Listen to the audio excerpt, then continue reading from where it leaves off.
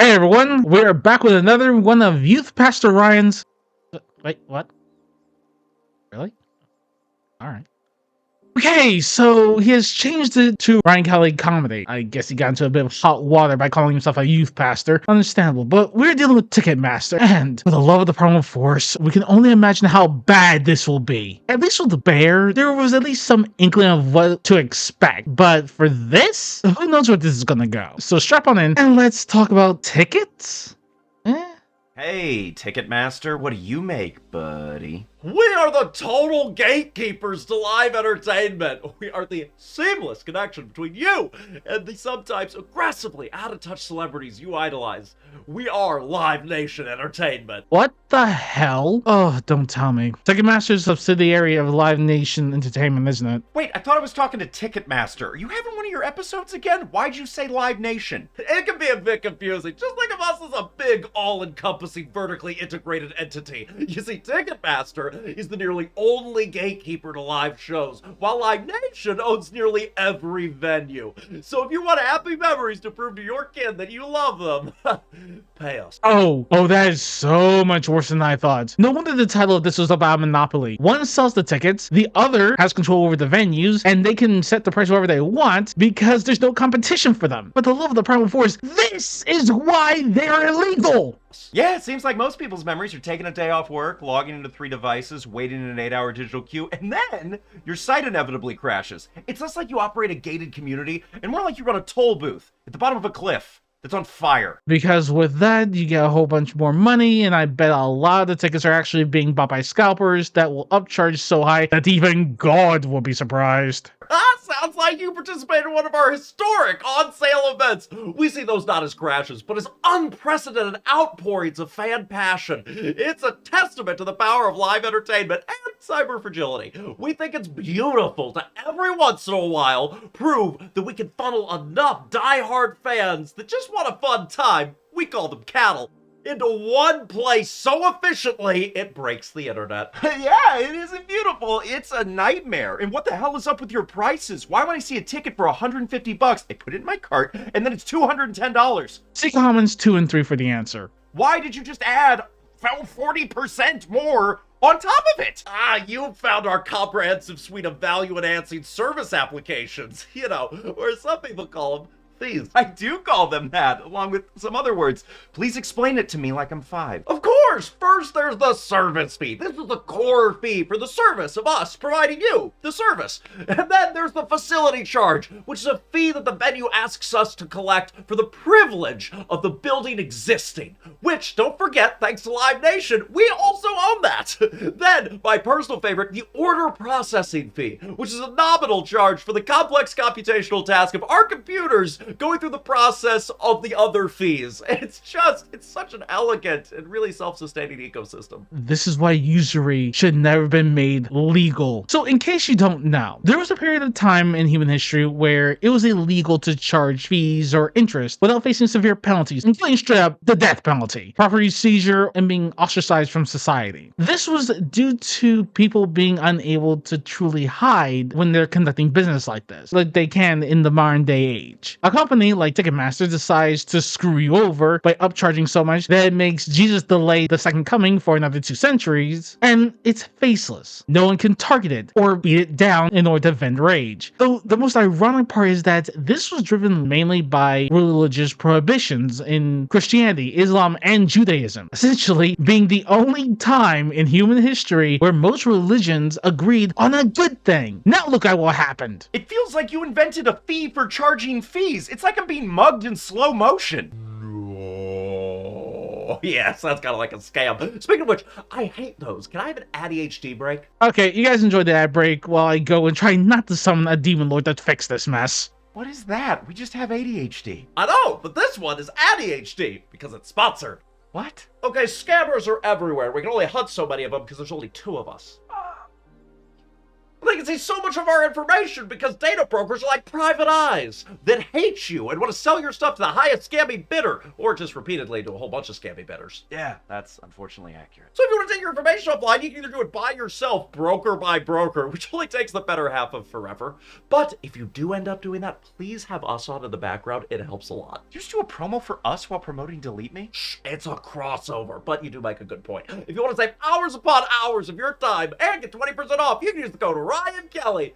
Wait, what the hell is this? Why is it not buddy? I send the emails. Anyway, we use it, my parents use it, my cousins use it, and most of my creator friends who have called panicking that somebody got a hold of their address use it. So if you also want to use it, use the code Ryan Kelly. You'll get 20% off, and you won't be quite so findable, which is a positive thing in this day and age. Wow, not bad, buddy. Thanks Delete Me for sponsoring this video and keeping us rolling. Okay, hyperfixation over. What was I talking about before this? Scams, Ticketmaster. Oh, what the heck is up with your tickets that aren't sold and then magically appear on your resale site for $2,000 a minute later? Ah, you've discovered our vibrant secondary marketplace. I knew it! I bloody knew it! First, we begin by selling using our patented technique of not even trying a little to see if those buying are bots or scalpers. Yeah, you don't even do the incredibly simple task of checking if the bot's using a headless computer. I mean, if there's no mouse or keyboard or even monitor, it's just code manipulating your website. Yeah, a lot of those always try to buy our tickets, and we just assume that those are passionate fans that then for some reason always can't seem to make it. They're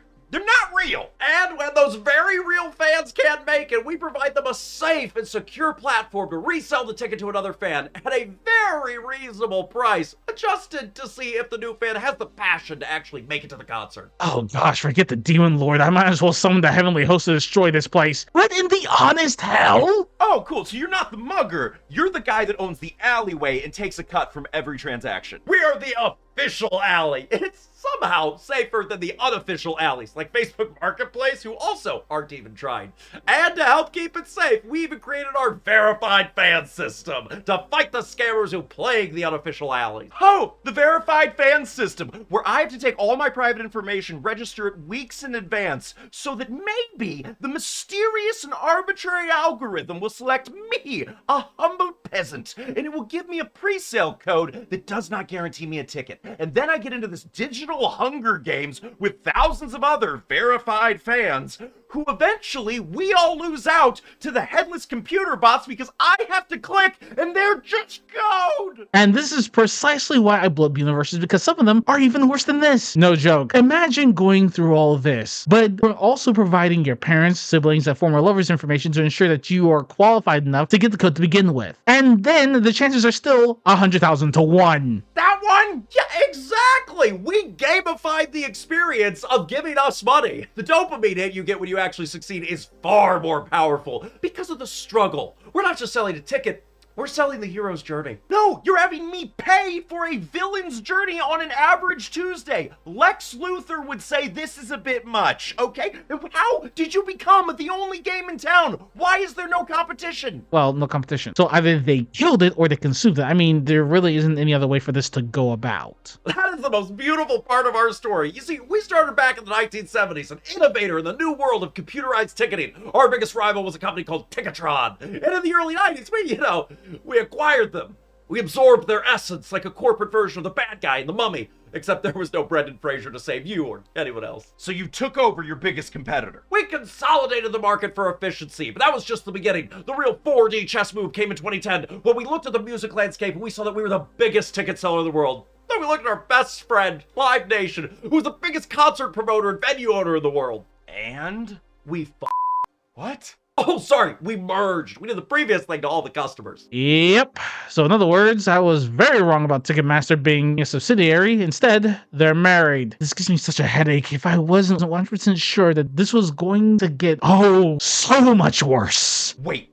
The company that signs the artist to the show and owns all the concert halls and promotes the show is the same company that sells all the tickets to all the things that they exclusively own. Breathtaking, isn't it? It's called vertical integration. We don't just own the store that sells the bread. We own the wheat field and the flour mill and the delivery trucks and the oven. If you want bread, you will talk to us at some point in the process. Probably 4 times. And each time, there will be a fee. Okay, so this is like a monopoly, obviously. How did the government let this happen? How did the government allow this? The average congressional approval rating of the past 15 years has been somewhere in the mid to low 20%, regularly dropping into the teens. So they just kind of let this happen. They had some very valid concerns, but we signed a lovely piece of paper called a consent decree. Oh, wow. I didn't know Congress people knew that word. What, decree? Nope. Okay, moving on. A consent decree is where we promised, cross our hearts, not to use our power to bully, threaten, or punish venues who would dare not to sell to us. In other words, they took that piece of paper, wiped their butts with it, put biological warfare chemicals on it, sent it to a previously uncontacted tribe of humans so that they would then get sick and pass away, burned the island with the contagion, got the piece of paper back, and tore it into a few billion pieces because there's no way in hell they didn't do all of that in order to become as large as they are. We've been very, very good about adhering to the exact letter of that agreement. Mostly. So other venues can use other ticket companies? Oh, they can! But it's funny, isn't it? The biggest, most profitable tours from the world's biggest artists, which are promoted by us at Live Nation, just seem to magically end up at the venues that choose to partner with Ticketmaster. It's a crazy coincidence. Any venue that chooses another ticketer might, find their concert calendar looking a little empty. Oh, well, look at that. Egg on my face. Then again, they just went around the side to ensure that they got the talent first, so likely with them being the lowest price and the largest reach, ensure that people bought their tickets and got in their seats. So, makes sense. That's not a choice. That's extortion. You're telling them, use our ticket company or you don't get our concerts. The artists must hate this. Don't they have all the power? Oh, you sweet, innocent thing. Let me tell you a little story about a band called Pearl Jam. Did you hurt the jam? We did. Back in 1994, they were the biggest band in the world, and they decided our service fees were outrageous. They said, we're gonna tour the country without using Ticketmaster. Good for them. A real David versus Goliath story, except in this case, David was also big. No, it's not David and Goliath. It's literally a human telling a once-in-a-generation lightning storm to screw off, or, well, this. I have never vaped in my life, I swear. Nah. Hey, may Zeus himself strike me down if I'm lying. Hey, didn't strike me though. I'm going to guess that since they didn't go with Ticketmaster, they weren't able to find any large venues. As they toured around the country, things kind of fell apart and they actually had to eventually either come back or they broke apart as a result. It was adorable. They thought they were so punk, but then they quickly discovered that we had exclusive contracts with nearly every major stadium and arena in the country. They were stuck playing in weird fairgrounds and ski slopes. The tour collapsed. They came back to us a year later. They learned a valuable lesson about the importance of robust ticketing infrastructure and also not pissing off daddy moneybags. That's not a lesson. That's a rear naked chokehold. You strong-armed them into submission. And like good, terrible parents, after continuing to treat our kids like objects, we graciously welcomed them back into the family. And speaking of family, let's talk about Bruce Springsteen. He got real upset at our official platinum tickets, where we use an algorithm to raise the price of the best seats to whatever we think the market will bear. You mean your official in-house scalping program? We call it dynamic pricing. We saw scalpers getting $5,000 for a front row seat and thought, how dare they scam people without us? This is the most depressing thing I've ever heard. But wait, there's more. The absolute pinnacle of our business model is when you buy a ticket from us and can't go and then resell it on our own resale platform. We get to charge the original set of fees to you, and then we get to charge a brand new set of fees to the person who buys it from you. We get to sell the same seat twice and collect fees 4 times. Oh, great. They're quad dipping. You know, I really gotta check on that bet again because how the hell? It's so efficient. It makes me want to weep. Wait, so you created a closed loop, a perfect trap. You control the primary sale, the secondary sale, the supply, and you profit off every single step. You become the official scalper. You're like if Satan had a more evil brother that loved concerts. He does. The guy's name is Sendelphone, and trust me, ever since concerts started being a thing, he has been there. Always has some dopey human groupie that is obsessed with the music, even though he hates the band. It's very weird. I think he may have taken over Lucifer's role when the guy got kicked out of heaven. Granted, it's been a few millennia since I last visited heaven, so who knows. Anyway, back to the crazy. We became the primary market price realignment specialist. And now, after years of this successful and efficient business model, Our good friends at the government have decided they want to have another chat. Well, about dang time the governments did something, right? Let me guess, Ticketmaster is being sued for being too big and as a result going to be broken up? There is a reason why other brands and industries allow some of their competitors to stay around. I'm not even joking. Do you know how many companies control food in the United States? 10. That's right, 10. They circle around each other, wanting to devour one another, but they can't. So there's this tense Cold War going on between them. You mean the massive antitrust lawsuit filed by the Department of Justice, as well as 30 attorney generals to break you guys up? We see this passionate dialogue with our regulatory partners.